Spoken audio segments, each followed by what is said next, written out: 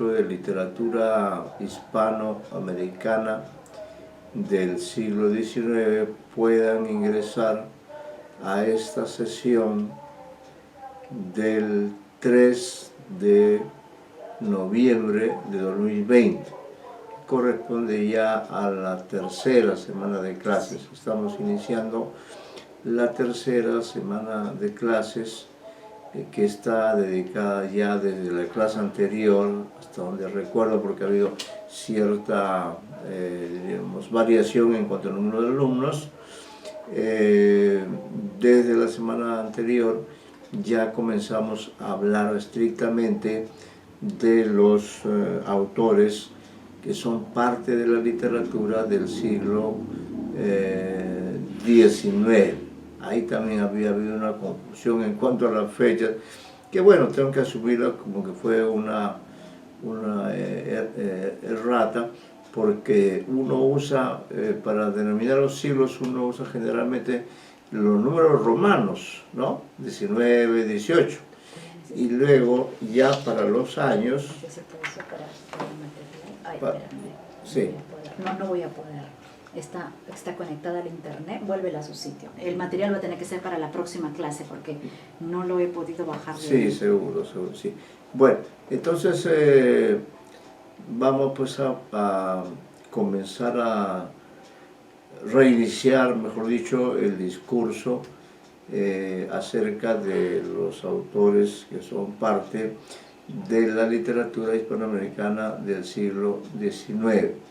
Ya habíamos manifestado que ese siglo XIX, el antepasado, ya no el pasado, sino el antepasado, vamos a decir 1820, como estamos ahora, hace 200 años se iniciaba propiamente esta literatura hispanoamericana. Digo se iniciaba porque hasta antes de 1810 y aún después, y aún ahora diríamos, la literatura hispanoamericana tiene estrechos vínculos, tanto con la literatura española, por razones idiomáticas, como también por razones culturales. La literatura hispanoamericana, aún en ese siglo lejano, el siglo XIX, tenía contactos con otras partes de Europa, principalmente, en razón de que el fenómeno de la independencia americana no solamente había involucrado a todos estos territorios que eran capitanías o que eran virreinatos situados en América del Sur, incluido la América Central, incluido México, ¿no? Sino que además de España, que luchaba por mantener bajo su férula, bajo su dominio, a estos extensos territorios ultramarinos, sino que además había otros intereses. Por ejemplo, estaba Francia, pero en mayor medida Inglaterra, ¿no? Entonces Inglaterra estaba involucrada también en este proceso de la independencia americana. ¿Y por qué ellos estaban involucrados? Precisamente porque ellos querían reemplazar a España en el dominio de estos territorios situados propiamente entre dos océanos, porque la zona de Argentina, Uruguay principalmente, y creo que Venezuela también, ¿no? Están relacionados con el océano Atlántico, mientras que los países de México hacia el sur, hasta llegar a Chile, en cambio estaban vinculados a el océano Pacífico. Entonces estamos hablando de un extenso territorio y por eso resulta complicado hablar de los autores que forman parte de una realidad cultural, literaria, que recién está en formación. Es como si dijéramos, recién están naciendo estos países, recién están dando sus primeros pasos como países, han dejado atrás su pasado colonial, tampoco lo pueden evitar totalmente, y a la vez que dan sus primeros pasos como organización política, como países con ciertas capitales, ¿no? Que ya sabemos cuáles son. Al mismo tiempo están también iniciando sus primeros pasos literarios, es decir, están apareciendo sus primeros autores que se caracterizan porque todos estos autores de la llamada generación libertadora en realidad nacieron hacia 1780, no me voy a confundir esta vez, hacia 1780, es decir, nacieron aproximadamente los autores de la primera generación del 19, nacieron, como es obvio y evidente, 20 años antes del inicio del siglo XIX, es decir, todos ellos, por ejemplo, un autor del cual vamos a hablar extensamente ahora, es Andrés Bello. Andrés Bello es uno de los ilustres de esta primera generación de escritores que formarán parte, serán los pioneros, vamos a decirlo de esta manera, de esta literatura del siglo XIX.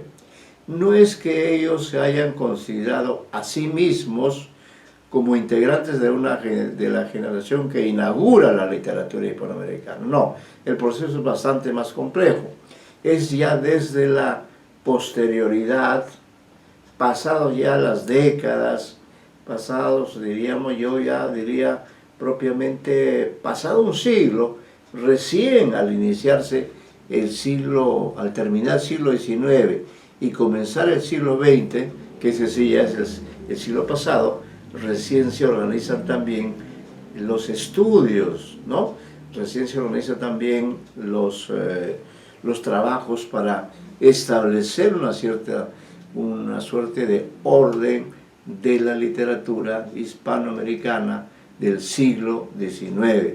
Nosotros, al estudiar de manera ya un poco más sistemática esta literatura del siglo XIX, nos beneficiamos de todos estos estudios previos, ¿no? De todos estos estudios previos que en realidad, diríamos, comienzan propiamente recién hacia 1940, es decir, hacia 4 décadas de producidos los sucesos que culminaron en la independencia de América.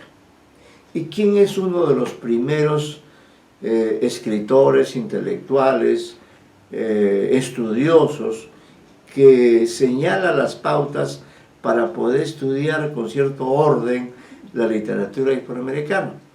Este famoso autor, que nunca hay que olvidarlo, es Pedro Enríquez Ureña. Repito, Pedro Enríquez Ureña. Él es un extraordinario estudioso de las literaturas, es un crítico literario, un historiador de la literatura hispanoamericana, que por razones personales, por razones de carácter personal, se ve obligado a abandonar su país. ¿De qué país era? Era de un país no tan importante en nuestro continente. Ese país no tan importante en nuestro continente era República Dominicana. Y en esos años en que él trabajaba como profesor, como académico en República Dominicana, esos mismos años eran los años en que estaba en poder el dictador Rafael Trujillo. Ese dictador que se apoderó de ese país. Vargas Llosa ha escrito una novela sobre la dictadura del general Trujillo. No recuerdo en este momento cuál es el nombre exacto, pero es una novela histórica que da cuenta de cuán autoritario, de cuán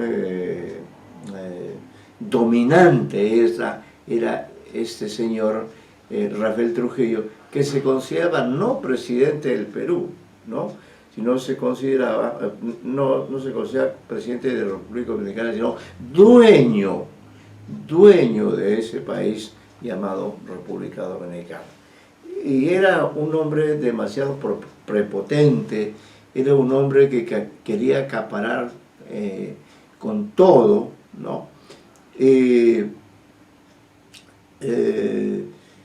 Incluso, miren a qué nivel llegaba, que no paraba en incluso seducir a las esposas de sus ministros o a las hijas de sus ministros, ¿no? Y parece que en esas circunstancias, siendo don Pedro Enríquez Ureña un maestro de maestros de nuestras letras, él de alguna manera, por ser una figura importante, se vio obligado a salir, a dejar la República Dominicana y viajó hacia Argentina, hacia los años 40 aproximadamente. Me parece que también estuvo en Estados Unidos, porque era un hombre muy apreciado, muy valorado, y él fue uno de los primeros escritores, y me van a disculpar un minuto, porque este es un hecho histórico, ¿no?, que tengo que mostrárselo a ustedes, ¿no? En breves minutos estoy volviendo.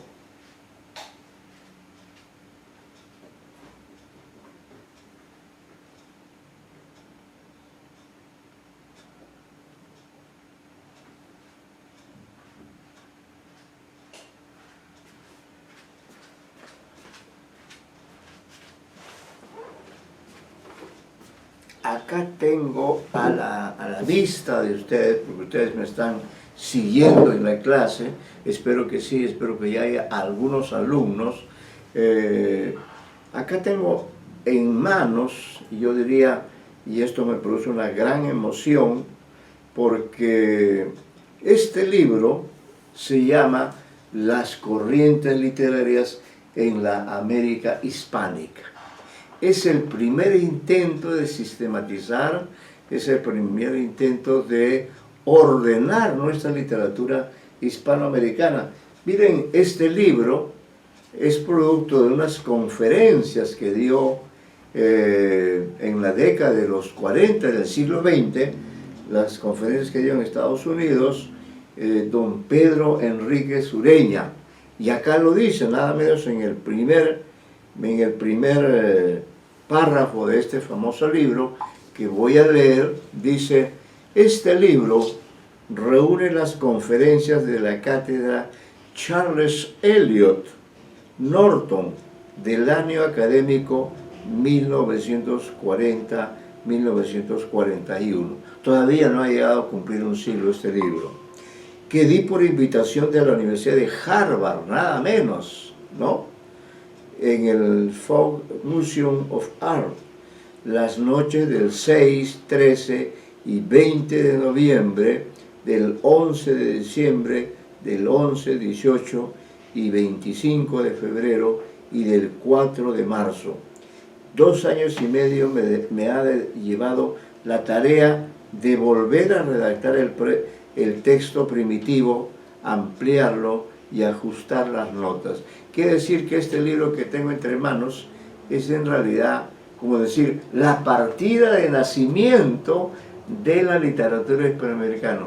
Él fue el primer autor que se atrevió a poner un poco de orden, a sistematizar, a jerarquizar, a ordenar desde el punto de vista histórico la literatura hispanoamericana, que hasta antes de él no había sido estudiada como conjunto. Por eso dice aquí él, en este prólogo que estoy leyendo: mi primera intención fue limitarme en estas conferencias a la literatura de la América hispánica, nombre que me parece más satisfactorio que el de América Latina, ¿no? Enhorabuena que este curso se llama precisamente de la América, Historia de la Literatura Hispanoamericana. Siempre hay esta discusión: ¿cómo debemos llamarnos a nosotros mismos? ¿Hispanoamericanos? ¿Latinoamericanos? ¿No? Ha habido toda una discusión que ha durado décadas. mientras que los norteamericanos que hoy día están votando para tener un nuevo presidente, ellos se llaman por todo el mundo alegremente, orgullosamente americanos. Sin embargo, nosotros nos han rebajado la categoría y ya no sabemos si debemos llamarnos Latinoamérica o Hispanoamérica, o finalmente se nos llama sudacas de forma despectiva, cuando en realidad el centro de esta cultura fue nuestro territorio, ¿no? Por eso dice acá el autor: mi primera intención fue limitarme en estas conferencias a la literatura de la América hispánica, nombre que me parece más satisfactorio que el de América Latina. Pues claro, ¿por qué latinos? ¿De dónde somos latinos? En todos casos somos hispanos porque nuestro idioma es el español. Pero en cambio latino será pues Francia, será Italia, pero no nosotros, aunque nos guste o nos disguste, ¿no? Más tarde decidí no excluir las artes con objeto de reforzar mejor el sentido de la unidad de cultura de los países que en este hemisferio pertenecen a la tradición hispánica. Con todo, no he hecho sino aventurar alguna que otra observación en materia de arte, ya que no es esta la especialidad que cultivo. Un conocimiento a fondo de todas las obras importantes hubiera requerido sobre una adecuada preparación técnica, una visita personal a todos los países de la América hispánica, y hasta el momento conozco poco más de la mitad de nuestras 20 entidades políticas, inclusive Puerto Rico, que en el campo de la lengua y de la cultura se conserva dentro de la tradición hispánica. El resumen que hago de los movimientos artísticos debe tomarse pues solo como complemento del cuadro que trazo de la literatura. Por fortuna, la excelente colección de fotografías de Folk Museum me permitió mostrar al público que siguió mis conferencias buen número de ejemplos característicos de arquitectura, pintura y mucho más elocuentes, estoy seguro, que mis propias palabras. Como el tema de mis conferencias no era familiar a la mayoría del auditorio a quien se dirigían, hube de completar mi exposición con multitud de datos meramente informativos que de otro modo podría haber omitido. He procurado aquí pasar todo esto al cuerpo de las notas, tanto en ellas como en la bibliografía general que cierra el volumen. El lector hallará muchas referencias que le permitirán ahondar más en el tema si así lo desea. Entonces, como estaba indicando, este libro famoso que conservo en mi biblioteca, a Dios gracias, ya que he perdido muchos libros a lo largo de los años, este libro se conserva. Para mí esta es la partida de nacimiento de la historia de la literatura hispanoamericana del siglo XIX, porque aquí por primera vez Pedro Enríquez Uraña, el dominicano, se atrevió a organizar, a sistematizar, a establecer una secuencia cronológica en lo que él llamó las corrientes literarias en la América hispánica. Y dentro de esas corrientes a las que él se refiere, organiza un total de 8 capitulillos, vamos a decir aquí, porque este es un libro de solamente 300 páginas, ¿no?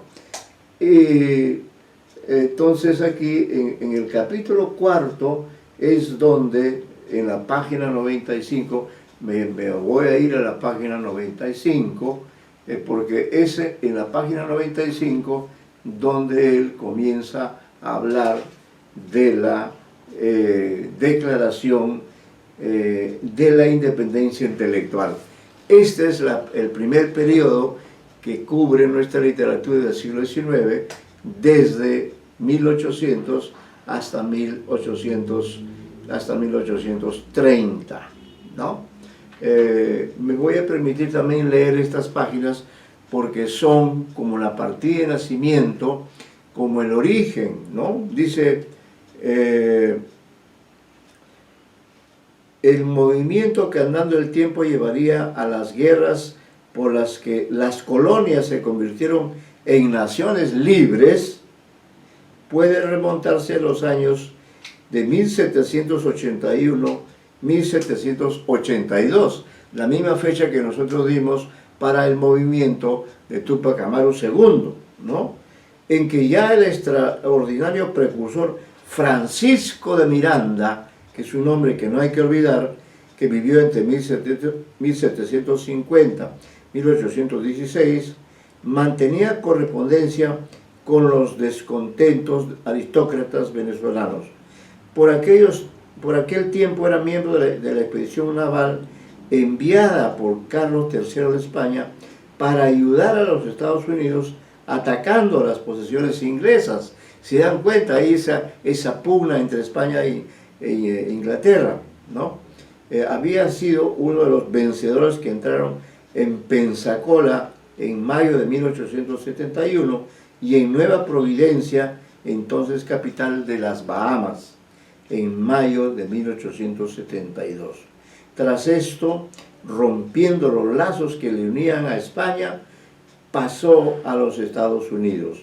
Allí es el espectáculo de la democracia, tanto en las instituciones políticas como en las costumbres sociales, fue para él una sorpresa no enteramente agradable, pero sí una lección provechosa. Entonces, quien tuvo una visión de conjunto de los Estados Unidos fue este famoso hispanoamericano Francisco de Miranda, que colaboró en la independencia de los Estados Unidos, estuvo allí, vio, percibió, comparó entre lo que era la realidad más o menos ordenada de Estados Unidos, que hoy día está eligiendo a su nuevo presidente, ¿no? Dice, y este Francisco de Miranda, que conoció ese espectáculo de la democracia en Estados Unidos, dice, allí el espectáculo de democracia, tanto en las instituciones políticas como en las costumbres sociales, fue para él una sorpresa no enteramente agradable, pero sí una lección provechosa. En su diario dejó anotadas sus impresiones del país. Aunque era hombre de amplias lecturas, de ambiciones literarias, sin embargo el diario que llevó, extraordinario documento, lo coloca en una posición única dentro de la literatura hispanoamericana, ¿no? En este capítulo comienza pues, y lo vamos a poner como un material de lectura, comienza esta historia de la literatura hispanoamericana. Y uno de los primeros autores en señalar como representante de esta primera generación de escritores hispanoamericanos que, como he indicado, tuvieron una formación neoclásica. Todos ellos fueron criollos formados en el español. Cada uno de ellos, por su cuenta y riesgo, aprendió otros idiomas. Aprendieron los idiomas clásicos como el latín, como el griego, aprendieron el inglés, el francés. Todos estos primeros escritores hispanoamericanos del siglo XIX en realidad fueron personalidades que por las circunstancias históricas no solo pertenecieron a un determinado país, que puede ser Venezuela, que puede ser Argentina, que puede ser Chile, que puede ser Perú, ¿no? O que podría haber sido quizá Uruguay o Paraguay, etc., sino que estos hombres, estos grandes hombres del siglo XIX, en realidad se movieron no solo en sus respectivos países, sino que constantemente viajaron desde su respectivo país. Por ejemplo, Andrés Bello, que es el autor del cual hoy día vamos a ampliar información, sino que además de haber viajado desde Caracas hasta Europa, llegaron hasta Inglaterra. Igual pasó también con la mayoría de estos escritores, y por eso nuestra literatura en sus primeras décadas va a estar muy ligada tanto a la literatura española, de la que procedía, como también está ligada a la literatura inglesa, a la literatura francesa en alguna medida. Esto será un poco más adelante, pero de momento entonces la literatura hispanoamericana del siglo XIX, tiene contactos con la española, con la inglesa. Es una literatura, diríamos, internacional.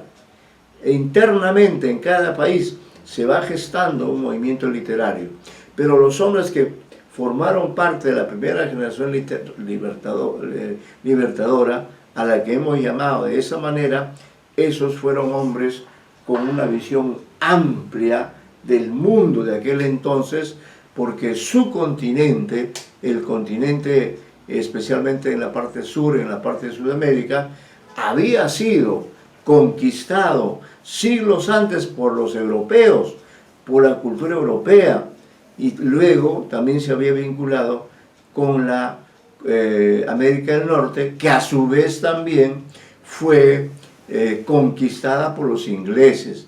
Sin embargo, los habitantes de Estados Unidos de Norteamérica, que eran todos ellos de procedencia, o la mayoría era de procedencia inglesa, sin embargo ellos tuvieron una actitud en ese sentido mucho más coherente. ¿Por qué? Porque se enfrentaron a los ingleses, a la corona inglesa, expulsaron a la colonia inglesa y se establecieron como un país independiente, ¿no? En cambio nosotros todavía tuvimos que soportar algunas décadas hasta que llegó el siglo XIX, hasta que llegaron estos grandes hombres a los que nos hemos referido ya en alguna medida, ¿no? Entonces, entre esos hombres importantísimos que no hay que olvidar, y una de ustedes en la clase anterior mencionó precisamente cuán importante es Andrés Bello, por eso me he permitido ampliar la información y referirme a fuentes, ¿no? A fuentes en las que se habla de Andrés Bello, sobre todo para que tengan en cuenta ustedes cómo se formaron nuestros primeros hombres de la literatura, porque mientras ahora ustedes pueden ir a una universidad peruana o norteamericana o inglesa y estudiar la literatura hispanoamericana porque ya está toda organizada, hay que tomar en cuenta que no fue ese el caso de los primeros escritores del siglo XIX, de estas las recientes naciones, de estos países que comenzaban a caminar y que requirieron del concurso, requirieron de la presencia de estos escritores pioneros, que no solamente, específicamente el caso de Bello, no solamente se dedicaron a la literatura, sino que tuvieron que asumir muchas más tareas, ¿no? Como ocurre, por ejemplo, con ustedes que son jóvenes, pero si su casa, Dios no lo quiera, sufre alguna crisis de algún tipo, ustedes tendrían que estar ahí también en primera fila para ayudar a que ese hogar en el que ustedes viven vuelva a cobrar el orden, vuelva a cobrar la organización, la consistencia que debe tener. Ese fue el gran papel que jugaron estos hombres del siglo XIX, y diríamos quizá uno de los más paradigmáticos es la figura de Andrés Bello. Por eso me he permitido ampliar este material que ustedes ahora, después de clase, lo van a tener en el aula virtual, y ahí incluyo algunos textos que espero no leer hoy día, sino leerlos con ustedes en la próxima sesión, porque como hemos mencionado, Andrés Bello produjo muchísima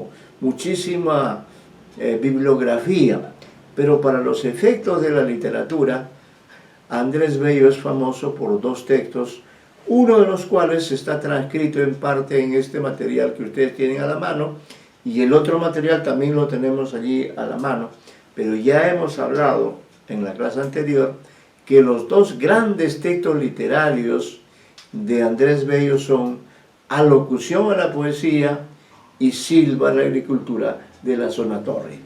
Entonces, hecha esta introducción ligeramente extensa, pero sí necesaria para que nos demos cuenta que al hablar de Andrés Bello estamos hablando no solo